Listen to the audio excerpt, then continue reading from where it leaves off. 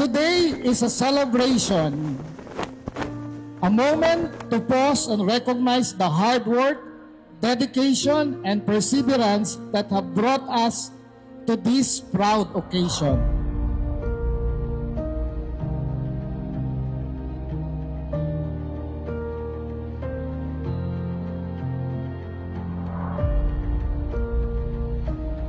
Today we come together to celebrate the hard work, dedication, and achievements of our young learners.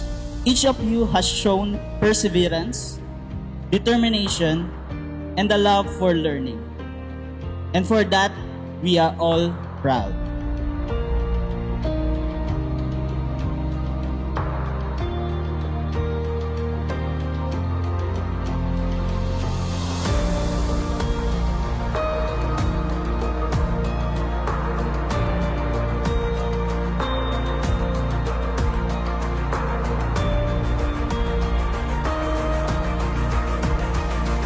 As I welcome you all to the Recognition Day of the Young Achiever School of Caloocan Incorporated.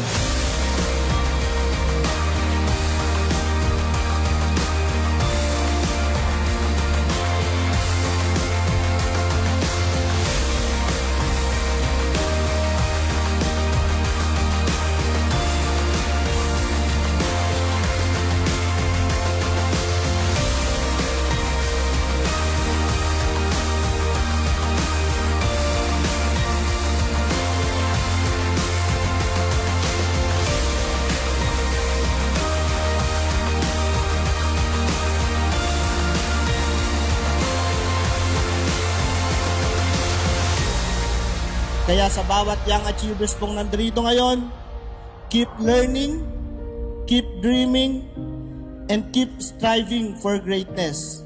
Kahit gaano po kahirap, kahit anong pagsubok, tandaan po ninyo, hindi kayo nag-iisa.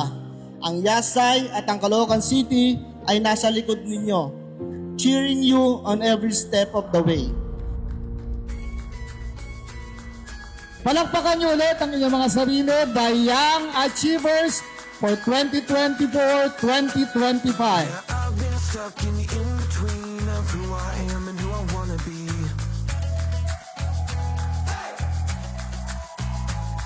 It might take time, but I would like to find all the words that can fit the rhyme. Now I'm on my way. And it starts today, So dream big, so dream big, just feel the rhythm of the music, find yourself in new beginnings, whatever. Congratulations to all your academic achievers and special awardees. May you continue to bring honor to yourselves, to your family, and to the Young Achievers School of Caloocan Incorporated. So dream big,